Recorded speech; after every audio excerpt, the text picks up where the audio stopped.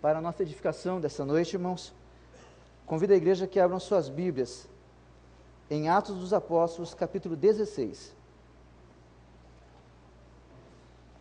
Tem água, irmão?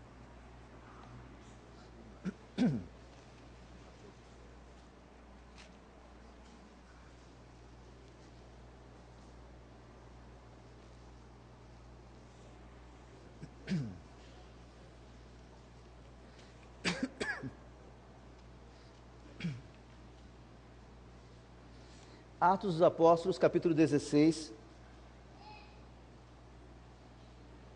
Farei a leitura, irmãos, do versículo 16 em diante.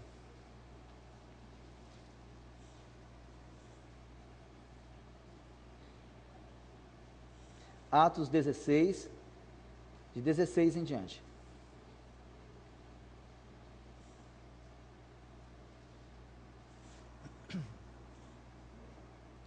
Aconteceu que, indo nós para o lugar de oração, nos saiu ao encontro uma jovem possessa de espírito adivinhador, a qual, adivinhando, dava grande lucro aos seus senhores.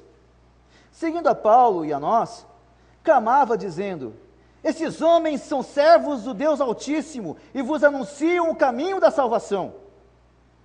Isso se repetia por muitos dias. Então Paulo, já indignado, voltando-se, disse ao Espírito: em nome de Jesus Cristo, eu te mando, retira-te dela. E ele, na mesma hora, saiu. Vendo os seus senhores que se lhe desfizera a esperança do lucro, agarrando em Paulo e Silas, os arrastaram para a praça, à presença das autoridades, e levando-os aos pretores, disseram: estes homens, sendo judeus, perturbam a nossa cidade, propagando costumes que não podemos receber nem praticar, porque somos romanos. Levantou-se a multidão unida contra eles, e os pretores, rasgando-lhe as vestes, mandaram açoitá-los com varas. E depois de lhes darem muitos açoites, os lançaram no cárcere, ordenando ao carcereiro que os guardasse com toda a segurança. Este, recebendo tal ordem, levou-os para o cárcere interior e lhes prendeu os pés no tronco. Por volta da meia-noite, Paulo e Silas oravam e cantavam louvores a Deus, e os demais companheiros de prisão escutavam. De repente, sobreveio tamanho terremoto que sacudiu os alicerces da prisão. Abriram-se todas as portas e soltaram-se as cadeias de todos. O carcereiro despertou do sono e, vendo abertas as portas do cárcere, puxando da espada, ia suicidar-se, supondo que os presos tivessem fugido. Mas Paulo bradou em alta voz: não te faças nenhum mal, que todos estamos aqui. Então, o carcereiro, tendo pedido uma luz, entrou precipitadamente e, trêmulo, prostrou-se diante de Paulo e Silas. Depois, trazendo-os para fora, disse: senhores, que devo fazer para que seja salvo? Responderam-lhe: crê no Senhor Jesus, e serás salvo, tu e tua casa. E lhe pregaram a palavra de Deus e a todos os de sua casa. Naquela mesma hora da noite, cuidando deles, lavou-lhes os vergões dos açoites. A seguir, foi ele batizado e todos os seus. Então, levando-os para a sua própria casa, lhes pôs à mesa, e com todos os seus manifestava grande alegria por terem crido em Deus. Até aqui, queridos.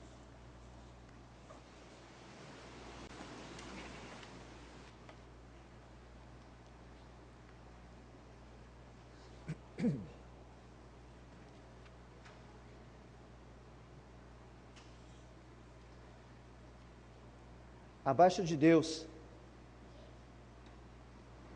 existe algo que nós mais tenhamos apreço, que mais nós damos valor do que a nossa família? Abaixo de Deus é o nosso bem mais precioso.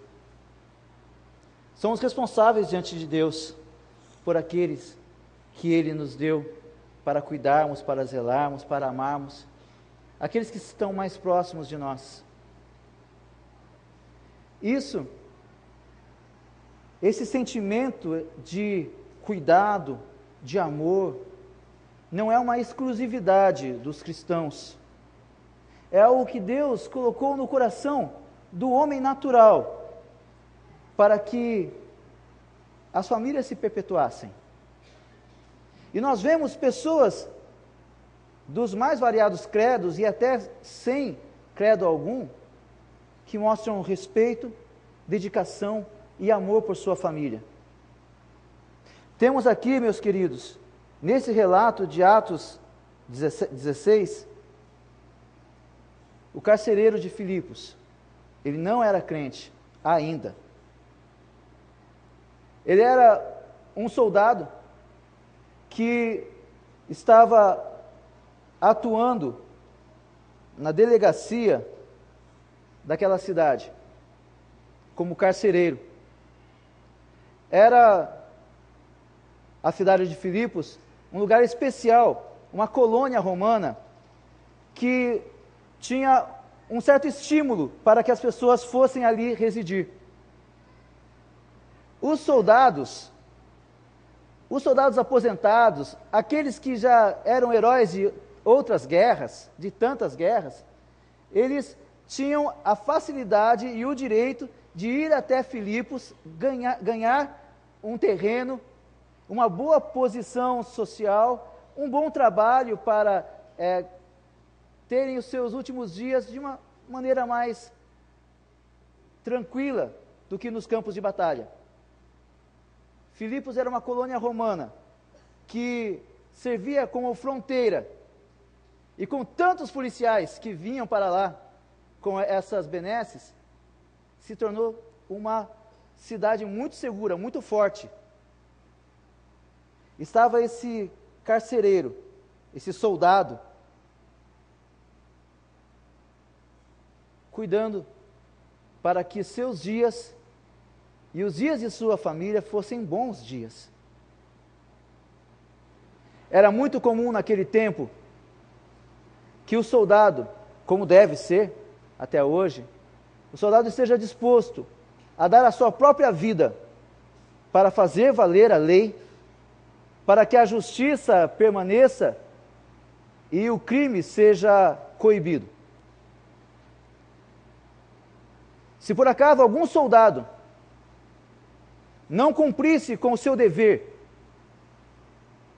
no caso do carcereiro, como o dever de bem guardar em segurança os presos que lhe foram confiados, se algum deles fugisse, era comum, segundo a lei romana, que tal soldado fosse levado diante de todos os seus pares e de toda a cidade, punido severamente com açoites e finalmente executado.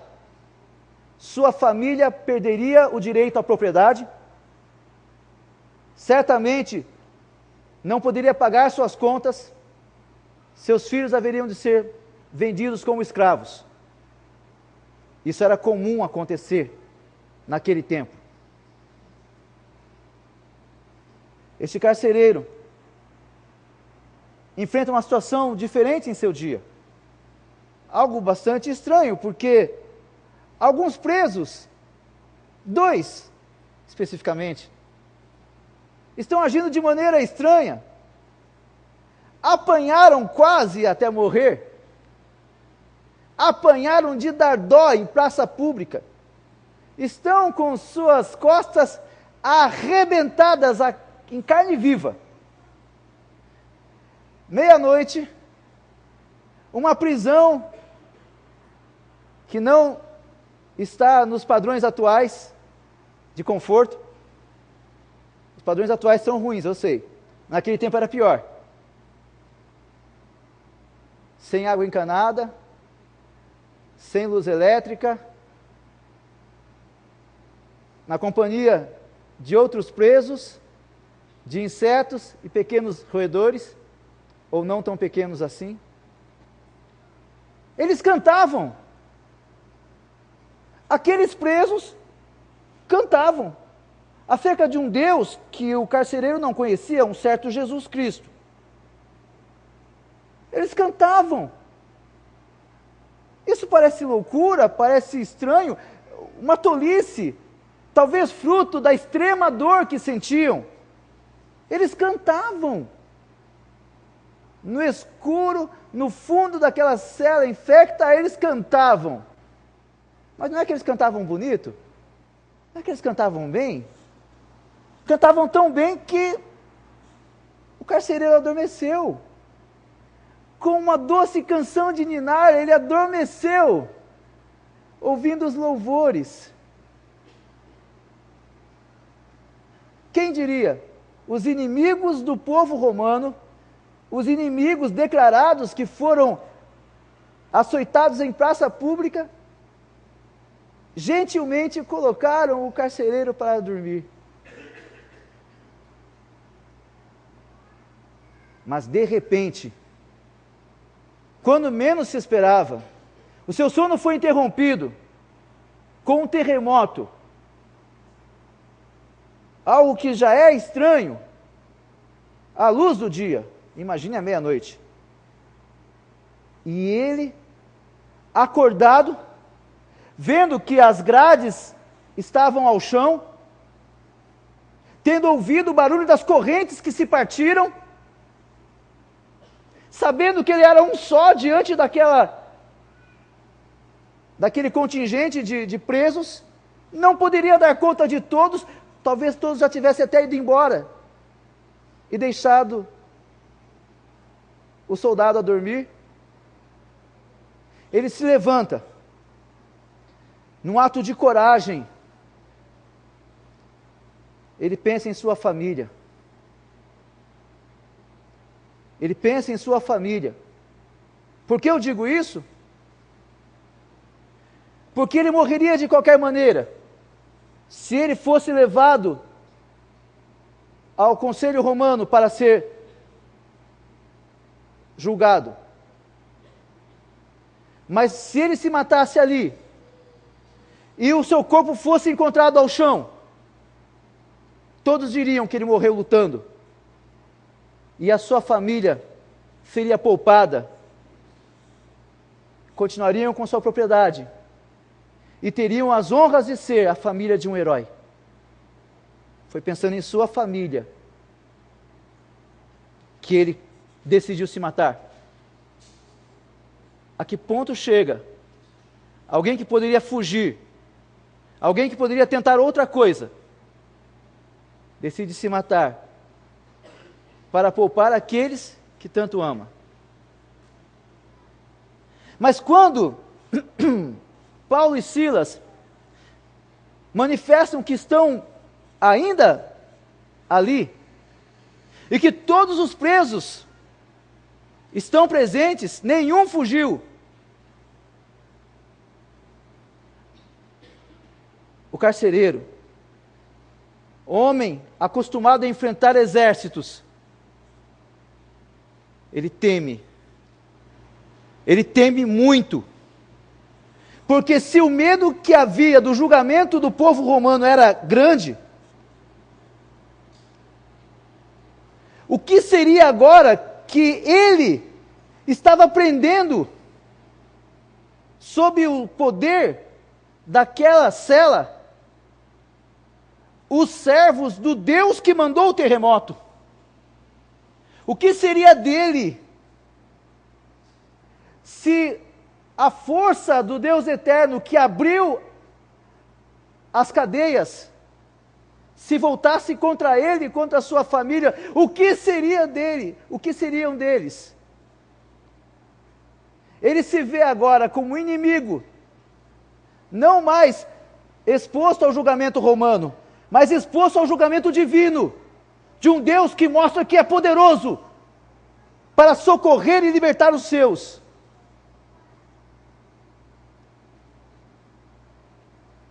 Paulo sabia muito bem o que é estar nesse lugar. Ele sabia bem, porque Paulo também foi inimigo dos cristãos, quando era conhecido por Saulo.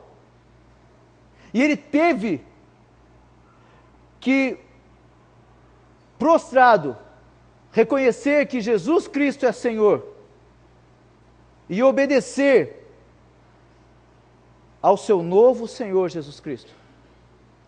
Ele sabia bem o que era estar na condição de inimigo do grande Deus. Por isso, Paulo se propõe a consolar, a confortar aquele pai de família que se conta aterrorizado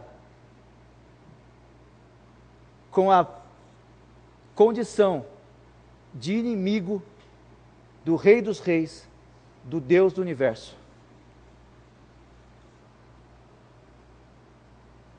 Pedindo por salvação. Irmãos, eu não sei se o carcereiro tinha conhecimento acerca do Evangelho que salva, mas eu sei que aquele momento especial, ele precisava de salvação, ele sabia bem o que era isso. Porque ele se colocou no lugar, e se entendeu no lugar que todo aquele homem que não tem Jesus como seu Senhor e Salvador está. Ele se colocou no lugar, ou se entendeu no lugar de inimigo de Deus, necessitando de salvação. Porque, irmãos, o nosso maior problema, quando ainda não temos Cristo como nosso Salvador,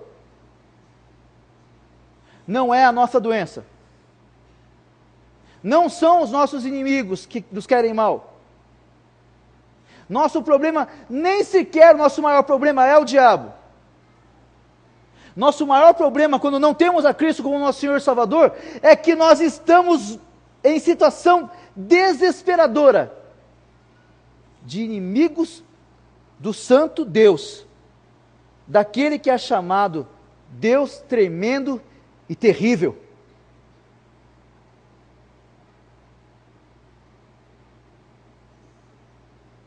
E é nesse ponto, é dessa maneira que deve se entender todo aquele que ainda não tem a Jesus.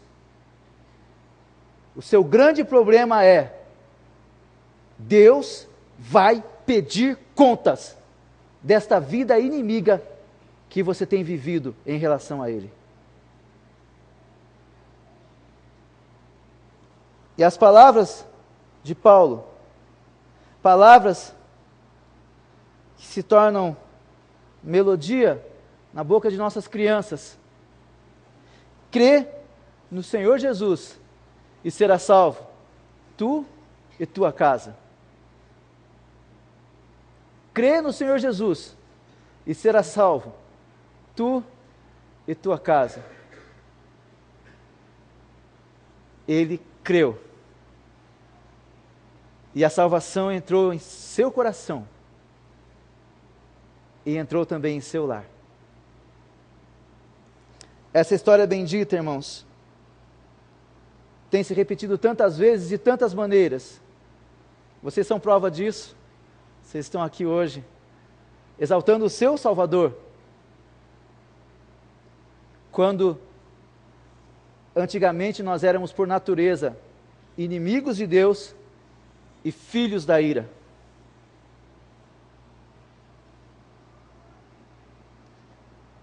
Paulo conclama aquele homem a que creia. Creia. Irmãos, isso às vezes não é bem entendido, porque às vezes nós temos a ideia de que fazer é melhor que crer. Fazer é melhor que crer. Mas é um ledo engano, queridos. Há muitos que fazem sem crer. Há muitos que vêm à igreja e não creem de fato. Apenas estão executando um útil serviço social. Crer significa colocar seus pensamentos, suas ideias, seus sentimentos e toda a sua motivação submissa ao Senhor. Daí então o fazer se torna consequência. O fazer se torna ato contínuo. Mas o crer é algo maravilhosamente executado por Deus em nosso coração. Porque quando você crê, você entende que isso não é natural. Essa fé não estava ali agora há pouco. Isso não era assim. Você não era desse jeito. Deus executou uma obra em seu coração. E então, quando Paulo diz, crê, era da mesma maneira que Jesus dizia, Lázaro, levanta-te! E Lázaro podia levantar porque estava vivo. Agora sim estava vivo. E quando nós cremos, a vida de Deus se manifesta em nós. E então nós sabemos que nós não poderemos viver de outro modo, porque Jesus Cristo mudou o meu viver.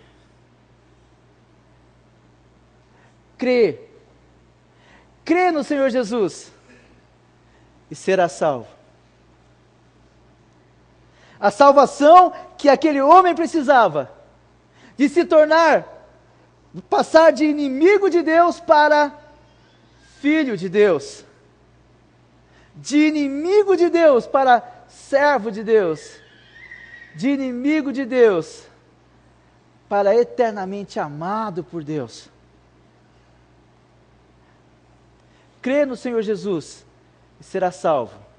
A salvação de fato entra para ficar na vida daquele que crê. Creia, é verdade, a palavra de Deus garante isso e Deus não mente. Mas então, algo mais se estende, porque o apóstolo Paulo não diz apenas, crê no Senhor Jesus e será salvo. Ele fala daquilo que está manifesto, que é a grande preocupação daquele homem. Alguém que estava disposto a morrer, mas salvar sua família. Agora, ele ouve palavras de salvação do seu antigo inimigo Deus, agora seu amigo, em relação à sua família também. Não é algo que passa, seja por osmose, não é algo que é uma contaminação benéfica, a fé que passa de um para o outro, não é isso. Mas é uma ação que Deus age. Primeiramente, em nossos corações, uma ação que Deus executa em nossos corações, contemplando também o seu coração de pai, de mãe, de irmão, de irmã, vendo a sua aflição, ouvindo a sua oração, e sabendo de como você deseja a salvação dos seus amados.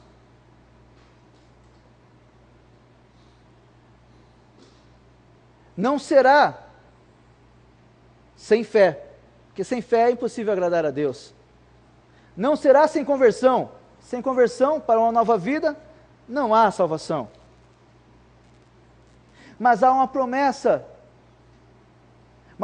de Deus, de que você, servo de Deus, é instrumento de salvação para outros também, especialmente para os seus. Não significa que Deus salvará todos aqueles que você ama. Deus não tem um pacote fechado de salvação completa da família de todos os crentes. Se fosse assim, todos os judeus seriam salvos, coisa que não é verdade. Se fosse assim, Judas não trairia o nosso mestre e se manifestaria como filho da perdição. Mas, irmãos, apesar de nós não termos o nome de todos os nossos queridos que serão salvos, nós não temos. Não sabemos se todos serão salvos, não sabemos quais serão salvos. Mas nós podemos ter essa esperança bendita de ser instrumento de salvação para os nossos amados. Você deve crer nisso e trabalhar nesse sentido. E sabem que foi isso que o carcereiro fez? Ele retirou Paulo e Silas à prisão e os levou para a sua casa, que era colada com a delegacia. Ali, cuidou dos ferimentos do apóstolo e do seu companheiro. E Paulo pregou o evangelho à família do carcereiro. E eles creram e foram salvos. Porque é dessa maneira que Deus escolheu para que a salvação entre nas casas, através do bendito evangelho. Nós sabemos bem, e deixo isso bem claro, que nós não temos o poder de dizer quem será, quando será e como será. Mas nós sabemos que Deus tem o bendito costume de salvar famílias. Sabemos que Deus tem a bendita ação de levar famílias inteiras aos pés de Cristo. Temos visto isso, irmãos. Muitos de vocês são testemunha disso, se não todos.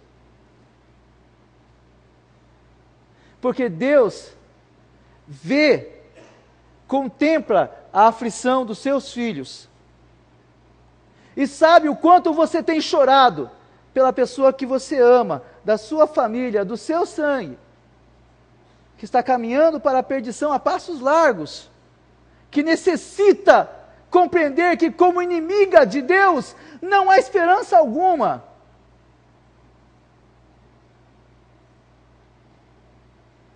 Você tem falado e deve mesmo falar com respeito, com amor, com ternura, com firmeza. Mas você sabe que a sua voz não é suficiente. A sua voz pode chegar aos ouvidos, mas só Deus consegue chegar aos corações. E então, além de pregar o evangelho aos seus amados, usando a sua boca para falar a eles, use também dos seus lábios para falar a Deus. Ore por eles. Você já faz isto, mas os anos se passaram e talvez você já até seja conformado de que esse está mesmo condenado. Você não pode se conformar. Você não pode desanimar. Você não pode desistir. Vejam aquele carcereiro que nem crente era e não desistia de sua família. Você não pode desistir. Continue orando, continue pregando, continue esperando. E você verá coisas maravilhosas sendo feitas. Você verá salvação na tua casa. Irmão, irmã, não desanime. Não desanime. O que Deus fez com o carcereiro de Filipos, Ele fez com Lídia, com Estéfanas e com tantos outros do Novo Testamento e com tantos outros hoje. Tem feito e continuará fazendo. Continue crendo no Senhor Jesus, para a salvação sua e de sua casa. Continue crendo, não desanime. Não diga que continuar pregando, continuar falando é lançar pérolas aos porcos. Não chame os seus parentes de porcos. Não chame os teus amados de porcos. Pregar o evangelho a eles não é jogar pérolas aos porcos, não. É a prova de que você os ama. E que o seu amor permanece. E que seu amor é perseverante. Porque tudo passa, mas o amor jamais acaba.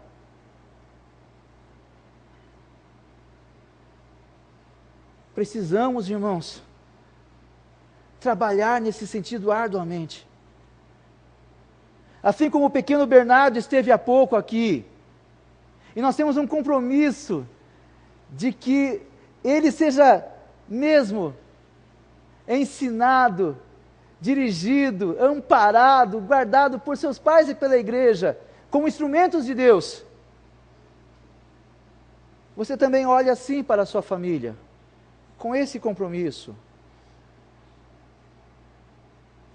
Nós queremos tanto que nossos filhos tenham uma boa profissão, façam um bom casamento.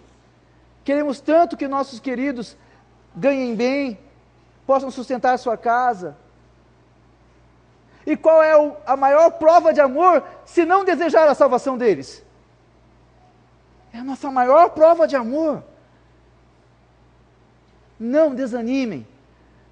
Creiam no Senhor e levem esse evangelho para as suas casas, para seus lares, falando e vivendo. Irmãos, nós sabemos o quanto nossos parentes conseguem ser desagradáveis, o quanto eles conseguem nos humilhar e pisar e nos mostrar realmente o pior de nós, se levantando para responder a eles. Mas não se entregue à tentação de fazer isso, não se entregue. Não se entregue à tentação de abandoná-los à própria sorte, não se entregue. Continue orando por eles e zelando para que eles, um dia, conforme a vontade de Deus, Deus sabe onde o Espírito Santo, como o vento, há de soprar. Deus sabe. Mas você sabe onde você deseja que sopre primeiro, não é? Então, continue orando. Continue trabalhando. Mostre o seu amor, semelhante ao amor daquele homem, que lá em Filipos, aquele velho soldado, disposto a tudo para salvar sua família, ouve do Senhor que a salvação chegou. Que você possa também, no tempo oportuno, dizer: pastor, sabe aquele meu parente? Agora é do Senhor, agora é do Senhor, agora é de Jesus Cristo. Porque Deus faz essa obra, irmãos, e não é de hoje. Ele faz essa obra. Continue crendo e trabalhando nisso. E se algum parente seu morreu sem se converter, porque você não viu a conversão dele, você não pode dizer se ele se converteu ou não, porque até o último minuto Deus pode agir na vida de alguém. Até o último segundo Deus pode converter alguém.